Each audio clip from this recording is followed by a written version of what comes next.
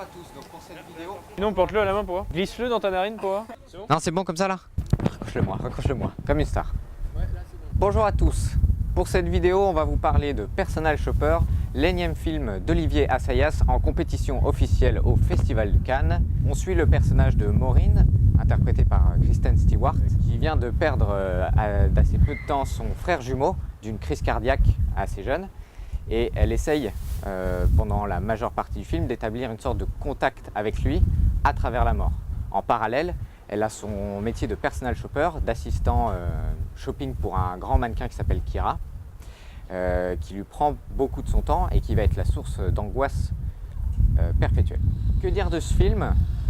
À vrai dire, quand on a assisté à la projection, les premières scènes étaient assez prometteuses, notamment un plan séquence où on suit en travelling Maureen retourner dans la maison de son frère et ouvrir successivement toutes les portes qui se présentent à elle. Alors justement, sur le thème des portes, il y a une scène qui est assez emblématique où on voit dans un hôtel des portes s'ouvrir seules comme s'il y avait un esprit qui passait, puis exactement la même scène avec les mêmes procédés, les mêmes plans, avec l'homme qui passe qui est le coupable désigné. Et donc ça, cette scène, elle montre l'ambiguïté qui traverse tout le film. Est-ce qu'il y a vraiment des esprits qui viennent hanter Maureen et est-ce qu'il y a vraiment une communication entre les mondes? Ou alors, est-ce que c'est simplement un fantasme de cette jeune fille qui est complètement perdue? Et cette ambiguïté, elle est prolongée pendant tout le film parce qu'on est très souvent du point de vue de Maureen. Donc on est vraiment pris à ce jeu-là. Oui, puisque perpétuellement, en fait, on est avec le personnage de Kristen Stewart. Donc on va partager par la mise en scène son point de vue et elle-même, elle doute de la véracité des choses qui se présentent à elle. Et vraiment, on peut apprécier le jeu de Kristen Stewart qui s'investit beaucoup pour ce rôle et qui est tout à fait remarquable en personnage principal. Oui, parce qu'on a ce thème un peu récurrent de l'identité, quoi. Elle se cherche, est-ce qu'elle ne voudrait pas être quelqu'un d'autre? Mais personnellement, j'ai trouvé que le thème revenait dans trop peu de scènes pour en faire un vrai propos. Et que du coup, à ce niveau-là, on était quand même un peu léger. Il y a toute une scène, on va dire, où Maureen se déguise, essaye d'être quelqu'un d'autre.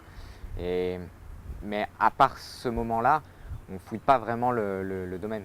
Et cette scène qui est très réussie, puisque enfin moi personnellement je l'ai vu un peu comme une sorte de striptease inversé, avec tout ce jeu sur la musique. Bon, c'est un petit peu clipesque avec Kristen Stewart qui paradoxalement devient de plus en plus sexy au fur et à mesure qu'elle s'habille, avec un jeu sur les cadres, avec la caméra qui change en passant d'un cadre naturel à un autre comme un jeu de scène de cabaret un petit peu. Donc ça fait partie des effets de mise en scène qui étaient très réussis. Il y a pas mal de jeux sur le cadrage, de jeux sur la profondeur de champ. Et il y a aussi une autre originalité dans le film, c'est l'utilisation de la technologie, puisqu'il nous explique que les spiritualistes ont toujours été en pointe de la technologie, et là elle utilise énormément son portable ou son iPhone pour faire le placement de produits comme dans le film. Et au début, ça nous a un peu tous dérangés, on trouvait qu'il abusait de ce procédé pour faire avancer l'intrigue de manière un petit peu, enfin trop peu naturelle, mais finalement c'est justifié par la suite et ça devient un outil hyper efficace de suspense dans une scène où elle est seule chez elle et elle va recevoir des SMS qui vont former un espèce de compte à rebours avec une scène très anxiogène. Voilà.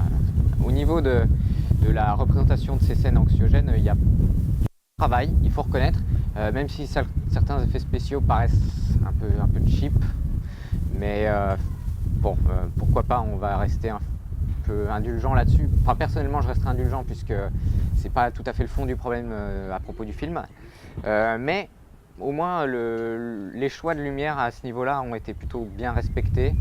C'est-à-dire que dans les moments de trouble, c'est perpétuellement la nuit et quelques moments d'espoir sont en pleine lumière. Donc au moins on suit le personnage de ce point de vue. On regrettera quand même les fondus au noir très peu habiles, surtout en fin de film, qui sont vraiment trop lourds, très perceptibles, enfin ça dérange visuellement. Et je reste sur ma faim, puisque la résolution du film se trouve un peu en queue de poisson, sur un double non-dit. On ne sait pas vraiment... Enfin, le film gagnera à être plus clair de ce point de vue-là. Et moi personnellement, je suis d'accord.